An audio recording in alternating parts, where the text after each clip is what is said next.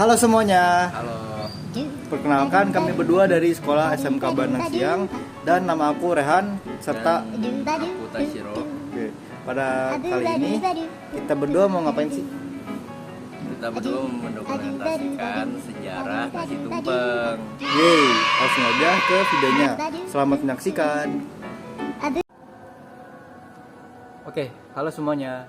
Nah, kali ini aku sedang ada di depan rumah Pak RW yang ada di komplek perumahan aku ini. Nah, bisa dilihat rumahnya ada di sebelah kiri aku. Nah, nanti aku akan menanyakan beberapa pertanyaan mengenai sejarah peninggalan Sunda, yaitu nasi tumpeng yang bisa ada sampai saat ini. Oke, selamat menyaksikan. Selamat malam, Pak. Malam. Kenalin, aku Rehan dari kelas kami berdua dari sekolah SMK Bandang Siang. Terus rumah aku ini ada di Blok D 41, Pak. Teman-teman, ini ada Pak RW dari komplek perumahan aku yang ingin aku jadikan aku ingin mewawancarainya tentang sejarah peninggalan Sunda, yaitu nasi tumpeng. Jadi kita masuk ke pertanyaan pertama, Pak. Coba apa aja, Pak? Ya. Bagaimana nasi tumpeng itu bisa ada di Bogor, Pak? Dari awal banget itu tujuannya itu seperti apa, Pak? Jadi emang nasi tumpeng itu yang saya tahu tuh sebenarnya emang identik makanan untuk acara syukuran itu dari daerah Jawa. Memang itu emang berbudi Jawa dulu ada itu sudah ada. Itu memang jadi ciri khas juga daerah Jawa Barat dan kemungkinan juga daerah Jawa dan Jawa Timur juga ada, karena itu kan makanan khusus dan untuk acara khusus juga dan untuk melambangkan kebersamaan. Di syukuran itu. Syukuran itu ya. Kalau dari filosofi nasi tumpeng ini kayak bentuknya tuh kenapa bisa seperti itu, Pak? Kayak maknanya di gimana? Jadi filosofinya itu melambangkan kesyukuran, kebersamaan. Terus filosofinya itu melambangkan gunung tuh dianggap seperti gunung ya. Jadi dianggapnya seperti suci untuk dalam hal saya sebagai makanan itu dianggap suci dalam persamaan dalam merayakan sesuatu itu. Kalau dari bahan-bahannya sendiri dari nasi kuning gitu ya, Pak? Jadi emang kalau identiknya nasi tumpeng itu kuning, memang dari nasi kuning. Tapi ada juga yang bikinnya dari nasi putih juga, seperti nasi uduk juga ada. Cuma memang lebih identik dengan nasi kuning. Dan biasanya tuh dia disimpan itu di tampah dengan seperti di tengah, dan di pinggirannya itu lauk-lauknya. Ada ayam, ada lalapan, ada tahu tempe, ada sambal, ada ikan-ikanan. Jadi lebih beragam lah. Makanya filosofi yang dilakukan di gunung itu seperti itu. Jadi dianggap suci untuk kebersamaan dan syukuran hal-hal yang istilahnya lebih sakral lah, melambangkan syukuran dan kebersamaan gitu. Kalau Bapak sendiri sebagai orang Sunda masih sering menggunakan nasi tumpeng buat acara? Masih biasanya kalau kita sebagai warga Jawa Barat terutama Sunda, jadi kalau misalkan kita ada acara-acara misalkan syukuran akhiran anak, juga syukuran misalkan promosi kerjaan, pernikahan, ataupun itu yang melambangkan syukuran dan kita bisa merayakan bersama, biasanya dibikinlah nasi tumpeng itu.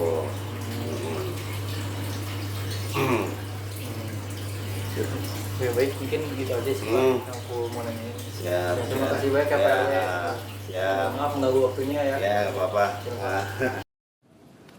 Baik, mungkin tadi aku sudah selesai untuk mewawancarai Pak RW yang ada di komplek rumahku ini. Nah, udah kalian tahu kan gimana sejarahnya nasi tumpeng, yang mungkin bapaknya itu tahu secukupnya yang dia tahu. Nah, nanti aku di rumah akan menyimpulkan semuanya dan memberikan informasi yang lebih detail lagi mungkin. Sampai jumpa di video selanjutnya. Berdasarkan wawancara Pak RW, nasi tumpeng adalah makanan Jawa yang sudah menjadi ciri khas terutama di bagian Jawa Barat. Makanan khas ini biasanya dibuat untuk acara-acara khusus yang melambangkan kebersamaan dan syukuran. Filosofinya dari nasi tumpeng tersebut melambangkan bentuk rasa syukur dan kebersamaan. Bentuk dari nasi tumpeng itu sendiri yang berupa sebuah kerucut dipercayai menyimbolkan sebuah gunung, yang juga dipercayai melambangkan kesucian dengan lauk di pinggirnya, melambangkan kebersamaan. Bahan-bahannya yang secara umum digunakan sangat bervariasi, bisa menggunakan nasi kuning, nasi putih, nasi uduk, dengan dilengkapi beberapa lauk pauk di pinggirannya. Nasi tumpeng merupakan salah satu peninggalan bersejarah yang masih dilakukan sampai saat ini. Buktinya, Pak Firman masih menggunakan makanan khas ini untuk beberapa acara-acara, seperti kelahiran anak, promosi kerajaan, pernikahan, dan apapun itu yang bisa dirayakan bersama-sama.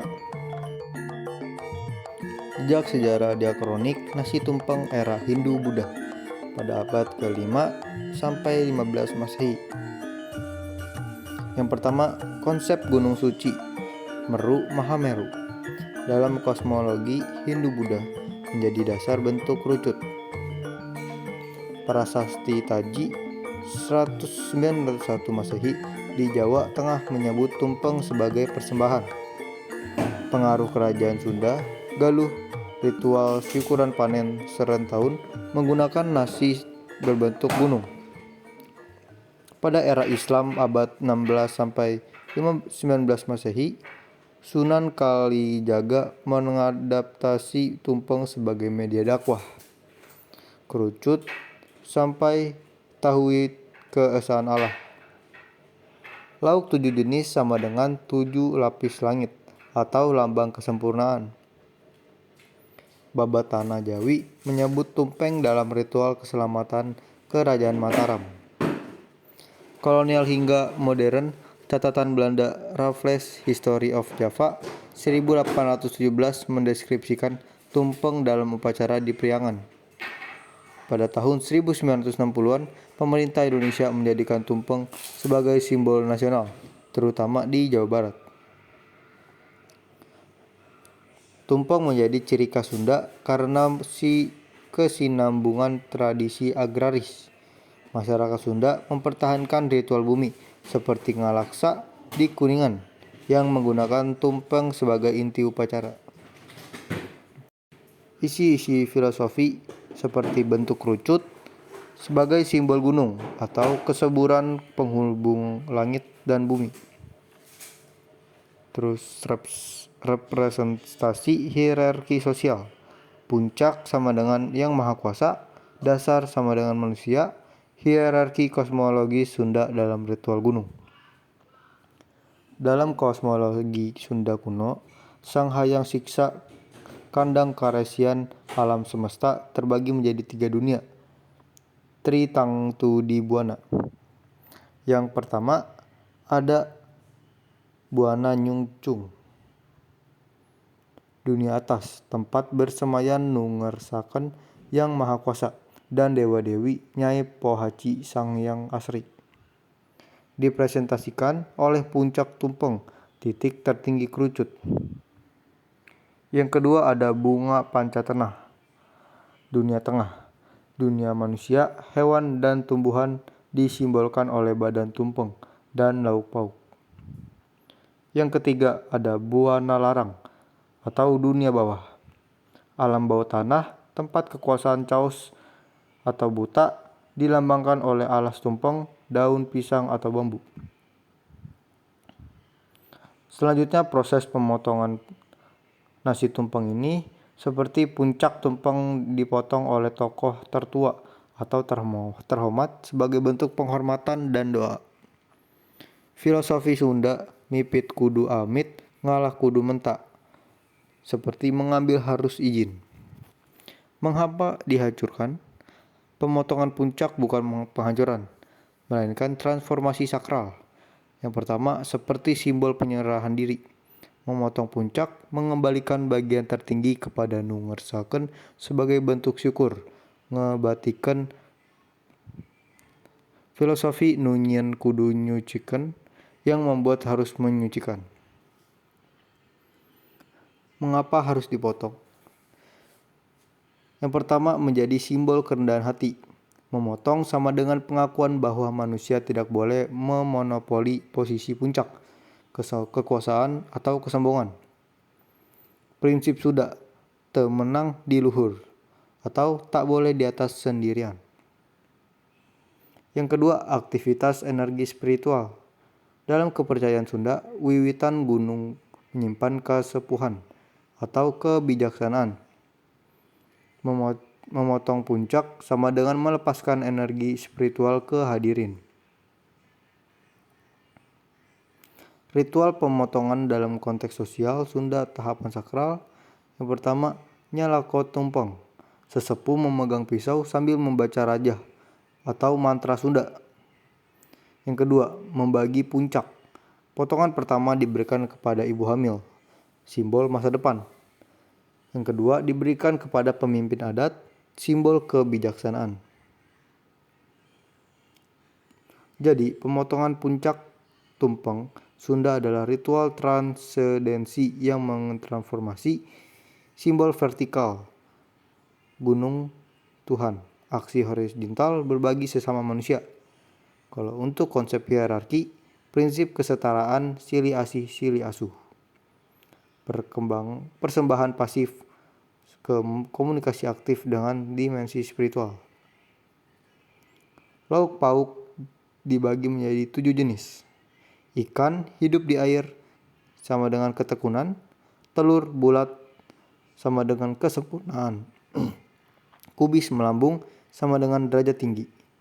Contoh filosofi Sunda, lauk hejo sayuran hijau atau kesuburan. Fungsi ritual ini bisa disebut sebagai syukuran kelahiran, panen, atau pernikahan. Dan juga fungsinya salah satunya adalah tolak bala atau upacara adat Sunda ruwutan. Mungkin itu saja yang bisa aku jelaskan mengenai peninggalan Sunda di Bogor ini, yaitu peninggalan nasi tumpeng. Semoga Pak Saud dan teman-teman semua yang menonton bisa mengerti dan bisa terjawab bagaimana Sunda meninggalkan nasi tumpeng ini di Bogor. Terima kasih.